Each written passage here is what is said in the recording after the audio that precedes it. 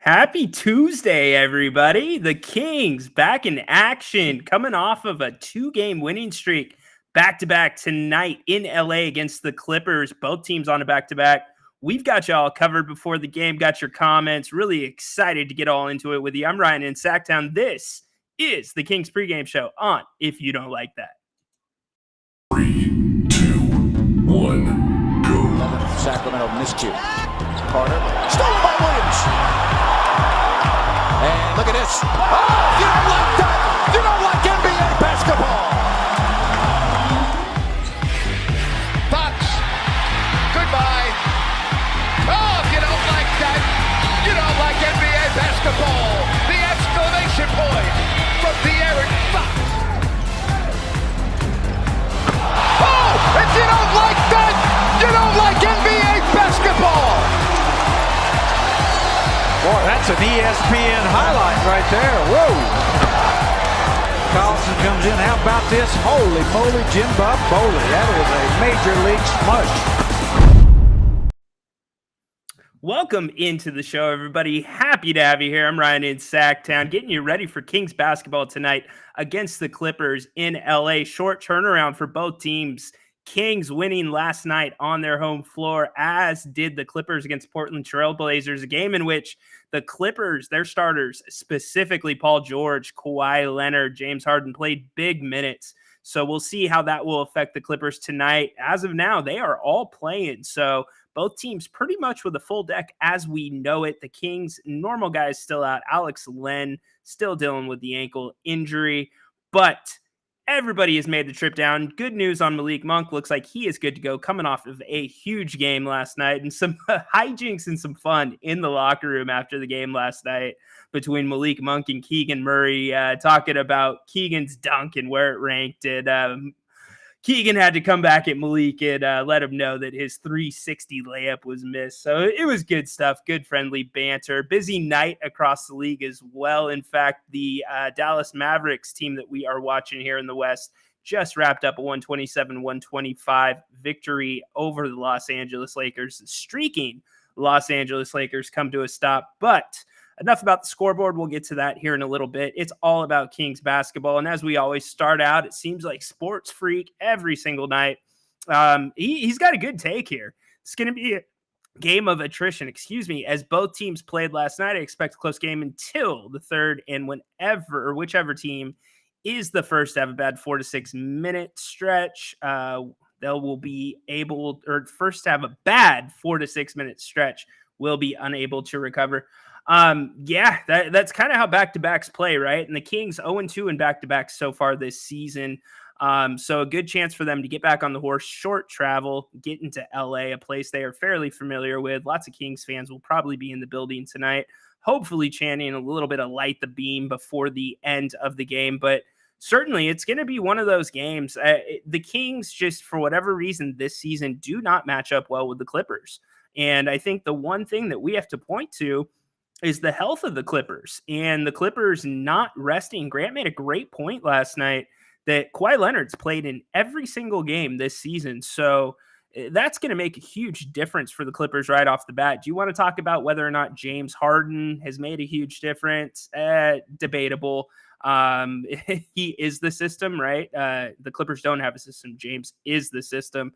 It is what it is, but the Clippers are doing much better than we expected so far this season. And in their first meeting, 131-117, taking down the Kings in Sacramento. Big nights from Kawhi Leonard, Paul George, James Harden. All three of them got going against the Kings. So that's something they're going to have to stop tonight. And you look at last night and what the Kings did, and the first thing that comes to mind is defense. I know that we want to talk about the offense. They had nearly a record-setting performance from beyond the three-point line last night in their victory. But the defense is what made the difference last night. The defense really set a tone. So can the Kings bring that same, and I know Grant hates this word, energy, but it is kind of what the focus, the attention to detail, the communication on defense, can they bring that tonight against the Clippers?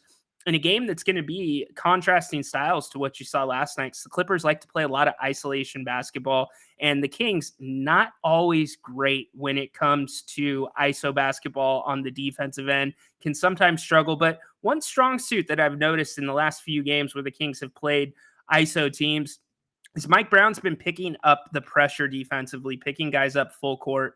So that may come into the whole attrition thing. Can the Kings get enough substitutions, get enough fresh legs in there to keep annoying the Clippers as much as you would like to in this game tonight? So I'm with you. I mean, the Kings, they can't have that bad it depends when that 4 to 6 minutes comes. If it's a bad 4 to 6 at the start of the game, it's probably going to be okay against the Clippers. But when you talk about the end of the second quarter, you talk about the start of the third quarter, those are the things that I'm looking at. So those would be the critical 4 to 6 minutes. So good observation right there by Sports Freak. Yeah. Carf, what is up, my man? Not giving the Kings a pass tonight because they won last night. Clips played last night too. Kings need to bring it to beat the Clips. Yeah, they do. And as we get further into the season, the Kings were, I believe, in the top 5 of difficulty with schedules, or the difficult schedules this year. The Kings had one of the top 5 schedules that's considered the most difficult because of the number of back-to-backs that they play. And the Kings have been bad in back-to-backs. Granted, they've played some tough teams in some tough positions on the back-to-backs, but it's something they need to get more familiar with as the season goes along. So you are spot on, my friend. Bench minutes, Carf coming right back. Do you anticipate more bench minutes tonight? Well, the problem is, who are the bench minutes going to go to? I mean, the Kings are pretty much playing. They're playing as many guys as you're going to see on a typical rotation for Mike Brown. And even they're doing defensive substitutions towards the end of the halves, which whether you like it or not, it makes a difference. It keeps certain guys off the floor, keeps them out of foul trouble, and it gives you a chance to get some of those specialists in there like Kessler Edwards, Davion Mitchell, etc. But yeah, I think you probably will see some bench minutes a little bit more. You might get a little more Davion Mitchell here. I mean, Keon Ellis, he's relatively new to playing the amount of minutes that he's been playing. So do tired legs factor in there at the backup point guard position? Possibly. But Mike Brown, as always, he's going to ride the hot hand, Carf. So if he gets 5 guys that are playing well, look for him to stick with them, regardless of the minutes that were played last night by the core of the team. Yeah, all of the guys are going for the Clippers, Cody, that normally go. So, and when I say the guys, I'm talking about the big 3, if you want to call them that. I guess because Harden's in there, we can call them a big 3.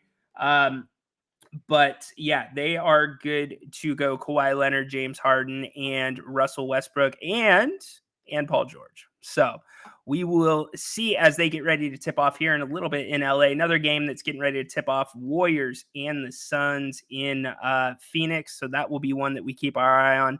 Lights, Kings played Clippers off of back-to-back first matchup as well. Great point there, Lights. They absolutely did. That was a tough back-to-back for the Kings coming home. So, yeah, again, Kings have to be better in back-to-backs. And I've got some numbers in front of me that I want to run by you guys and just kind of see what you think. One of the questions we've been talking about with the Kings this year is the whole consistency factor. You know, where do you see this team relative to the team last year? Now, this team in the win column is 2 wins ahead of last year's team. But are you as optimistic? Do you see a change? Do you think that the ceiling is higher for this team? And, you know, the numbers are split. I mean, where you see the difference with this team, speaking of the Kings, is the offensive end. The offensive numbers are down across the board, which isn't a surprise. I mean, they were the highest rated offense in the history of the NBA last year. So having a little drop off is not anything to worry about. It's going to happen, especially with a team that lives and dies on the threes. But you wonder how soon that's going to turn around for Sacramento, because you see how big the 3 ball is to them, especially in the way that they get the 3 ball, whether it's a quick shot, it's a bad shot early in the shot clock, a contested 3. Could they make an extra pass to somebody else? Last night, they did those things. They made the extra pass. They played inside out, especially in the first half, which opens things up as a whole. So Will that continue? Or are we going to see some of the other stuff where we've seen Malik Monk get pulled out for bad shots, Keegan Murray pulled out for not taking shots? But then conversely, speaking of this team and where they're at defensively, you look at the numbers, they're up across the board. So, and I'm not saying they're up significantly, but there are things that the Kings are doing, specifically offensive rebounding. Offensive rebounding is up 14.8% over this time last year. So that gives the Kings an entirely new opportunity, or a second opportunity, obviously, when they are missing jump shots. Is that due to more missed three-pointers this year? Probably. The Kings are shooting just slightly a lower percentage from beyond the arc. They're shooting 0.04% lower from beyond the three-point line, which isn't significant. But when you look at three-pointers attempted, the Kings are shooting 11.7% more threes than they did last year. And we all know how many threes the Kings shot last year. So anyways, really interesting conversation about this team. Want to get your guys' keys to victory tonight. My keys last night ended up panning out. They shot the three ball well. They defended on the perimeter, and they won the rebounding battle. And those were three big things in the game. So let's see, Baki, what is up, my man? Let me see that t-shirt. Sacramento proud, baby. Yes, indeed. John, I'm not sure. Maybe. We'll see. It's been cold in Sacramento lately. No commitments. Westbrook, Harden, Leonard, George, all good last match. I'll decode that, Cody. I like the Cliff Notes version. Yeah, they were all good. Westbrook has played very well against the Kings in the last 18 months, and especially since he's been with the Clippers. But you can't let all three get going. And one of the benefits last night, Cam Thomas and Mikal Bridges, the Kings didn't let them get going in the first half. Second half, they got going, but it was enough for the Kings to push by and keep a small margin at the halftime break and ultimately build on that. So, the Clippers, it's the same thing. You can't. My worry when I watch the Clippers and the Kings matchup, especially with James Harden now in the mix, is James Harden. And it's not so much the threat that he is, it's more of if he gets it going. Because when James Harden gets it going, you've got to defend him completely differently. And that opens things up for Kawhi. That opens things up for Paul George, Russell Westbrook, Terrence Mann, all of those guys. So that's where the Kings really need to be careful tonight. And I think the defense will come through on the perimeter. But again, defense, tired legs, does that play into it? I'm one of those people that has always said, I don't want to hear the team's tired. I don't want to hear the team's jet lagged. Every team goes through the same thing. So this team's got to grow from it. And eventually they've got to get that first win, which, may come tonight. So let me get your keys. I appreciate it. And all the comments, going to get to as many as I can. Sometimes they spay out too much instead of going to the rim. Yeah. So they do spread the ball out a little bit too much at times. And we talked about this on the show. Unselfishness. Is the team too unselfish? The Kings, 38 assists last night. Pretty darn good. Now, if you want to look at where those assists are coming from, they're predominantly coming from three players. Malik Monk, De'Aaron Fox, his assists are up this year, which is really good. But the free throw percentage for De'Aaron Fox, you want to talk about him in any possible MVP candidacy, that free throw percentage absolutely has to come up. 3-point percentage, though, for Fox, although it is a little bit lower, it's better. If you look on the whole, he's taking more threes this year. So that means his percentage is actually, he's shooting the ball better than you think. So that's doing okay. But then you look at Sabonis as well. Sabonis absolutely has to be more consistent. I thought he was sloppy last game. I thought that he made some turnovers, mistakes down low with his footwork that normally you don't see from Domas. So tonight's one of those nights where he's got to get back into the swing of things. And the Kings have to play downhill. The Kings played downhill in the first half last night, and you saw how it paid in dividends for them in that first half. And ultimately in the second half, it really, if you're a jump shooting team, and you can get the other team on their heels, that's going to open the perimeter up to you. And you saw that happen with, the amount of threes that they hit last night. My goodness, 25 threes. That is a big number for Sacramento. But that's what the Kings need to do tonight. But the jump shooting, if it's not falling, it needs to be a quick turnaround to the paint and winning that inside battle.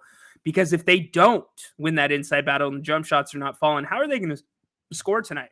Let's think about it. I mean, tired legs, second night of a back-to-back, that can affect the jump shots. But you look at guys like Kevin Huerter, didn't play a ton of minutes last night. Maybe he's one of those guys that gets it going. Harrison Barnes, we need more from him. We need more than 5 shots per game from Harrison Barnes.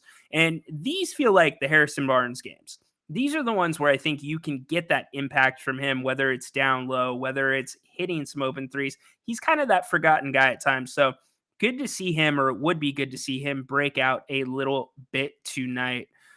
Matt, what is up, man? Thank you for tuning in. I think this game's going to be close all the way through, and we will pull it out in the end, of course. Yeah, positive thinking. I like it. I see it both ways.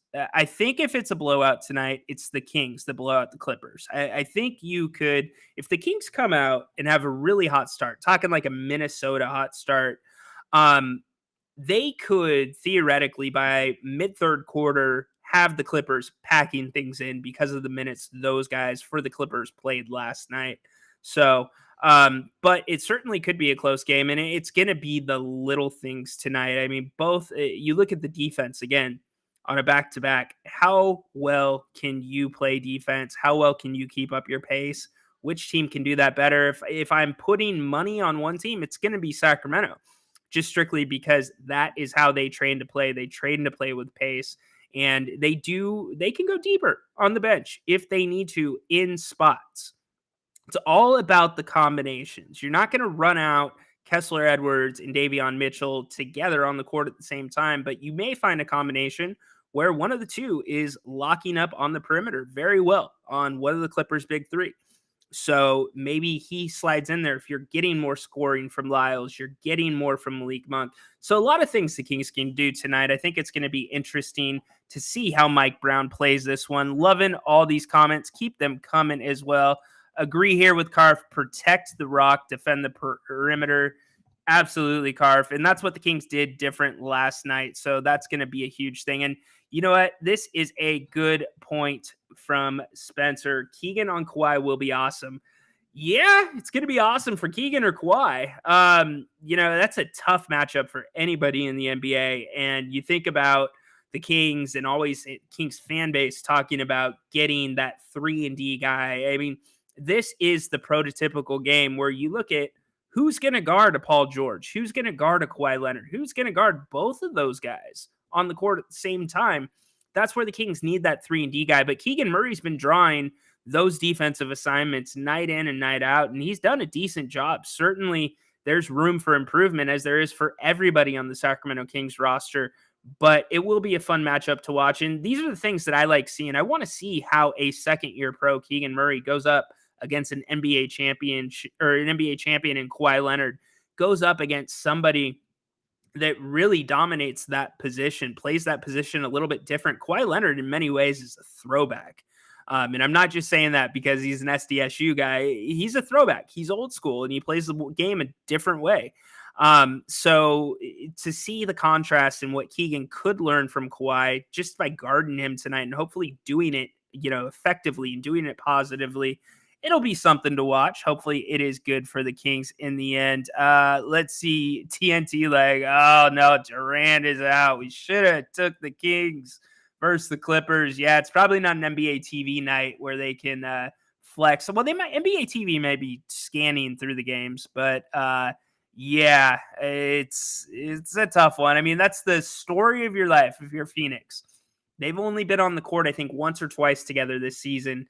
As a full unit with Bradley Beal out there. So that's why I can't take Phoenix seriously in this Western Conference until they can be on the court together. And I think everybody, or a lot of people, saw the writing on the wall with the Phoenix Suns when they signed Bradley Beal. So we will see how that one works out, see if Golden State can get the road win tonight. You are welcome. I am happy to do it as always. Thanks for checking in from Africa. We appreciate it. The international check-ins are the best on the post-game show. And speaking of the different shows, again, this is the pregame show on. If you don't like that, give us a thumbs up if you haven't already. And please subscribe as well. You'll get notifications on YouTube about our content. And speaking of content, halftime, Grant Napier, Jerry Reynolds right here for you, breaking down the first half. And then Grant and I will have the post game for you right here on If You Don't Like That. So thank you for being here. We really appreciate it. And Grant will have some announcements and some updates as it pertains to the merch. We are getting closer and closer to releasing that, and we are very happy to get that to you before Christmas. So, well, I have a minute. I got to talk to you about one of our favorite places and one of our favorite sponsors here on the show. That's Bennett's Westside Grill in Rockland. That is Bennett's newest location, and it is just a beautiful restaurant. You got to go check it out if you have not already. Brian Bennett and the team have done it just as they always do at their other locations. You can also check out the locations in Roseville and off of Howe and Fair Oaks if you are closer to the Sacramento area. But Bennett's, they have a little bit of everything or anything for everyone, whether it's prime cuts of steak, great seafood, just a fabulous menu, and so many different specials. I mean, check the day of the week when you're going to go in. They might be running a special. I mean, think about it. Prime rib through the weekend mimosas and brunch on the weekends. And also holidays, good time for gift cards. If you have anybody that is in the Sacramento area and you are not, because we have such a big international audience, go to bennettsrestaurants.com and you can do a digital gift card. Send that to anybody that you would like. They would be very happy to get that, I can assure you. So go check out Bennett's Westside Grill. That's the newest location in Rockland. 2 other locations, Roseville and Howe off of Fair Oaks in Sacramento. We love our Bennett's. Man, I could go for some redfish right now. In fact, I think we had somebody yesterday that said they might try Bennett's for the first time tonight. So good for you. If you go in there, let them know that Ryan and Grant sent you. We appreciate it. Frog, what's up? Welcome into the conversation. Ryan, this game will be more telling of how these teams match up since they both played last night. Yeah, well, I mean, elaborate. Why do you think it's going to be more telling? So there's a little bit more mileage on the tires because they played last night. I think regardless of them playing last night or tonight, I mean, it'll tell you something about a team's resolve and how they bounce back quickly. But in terms of the matchups don't change. Now, the question becomes, how does the rotation work? And I understand rotation can affect matchups. But, at the end of the day, I'm not worried about the different bench matchups. I'm worried about starting matchups. And can the Kings starting 5 produce and defend against guys that physically are the type of players that the Kings have trouble with? So should be interesting to see. We will be getting closer and closer to getting you over to the game down in LA. If you're in LA, check in. Let us know if you're going to be watching the game from there. Rich made it to Honolulu. Love it. Aloha. Mahalo. I think those are the 2 main ones for Hawaii. Yeah. So happy to have you, Rich. Really appreciate it. Yeah. Hello to Rich. Probably more telling. So Light's getting back at me. Probably more telling than the previous match because the Kings were coming off the back-to-back. Yeah, for sure. The Clippers, the last matchup, they were waiting in Sacramento. They were at the Sawyer Hotel when Sac was playing the night before, so they were well rested. They were coming off 2-3 days rest, if my memory serves me right. So yeah, when these teams both have a few days off, I guess the true matchup or where you're going to see that difference is if these teams matched up in the playoffs, because these teams aren't drastically different from their makeup last year. And you look at how they matched up last year, Sacramento had the advantage on the Clippers. As we got closer to the playoffs, we talked about who would you like to see? Who would you not like to see in the playoffs? And the Clippers were one of the teams that were nearly unanimous amongst everybody or a lot of people here on the show. I know for myself included, I thought the Clippers would be a good matchup for the Kings, not just because they had that excellent game, but the Clippers couldn't stay with the Kings. The Kings were playing at a different level, at a different pace, and the Clippers were just old. And I get that they got a little bit older this season with James Harden, but it's still very dangerous. You're talking about 3 guys that are likely, 2 for sure, 3 that are likely going to be Hall of Famers. So anytime you get that type of matchup, it's going to be difficult for the Kings. But we'll see how the back-to-back affects both teams, as many people have their eyes on that. Still looking for your keys to the game. So get those over to me here in a second. Anyways, we will be back. Halftime, Grant Napier, Jerry Reynolds, right here on If You Don't Like That. And then post-game, we've got you covered as well. Grant and I wrap the night up. We can't wait to see what unfolds in LA. Kings looking to make it 3 straight and their first win on a back-to-back this season. Looking forward to it. Hope you guys enjoy the first half. Grant, Jerry, and I will be back at halftime. We appreciate you tuning in. Go Kings, light the beam. We'll see you at halftime.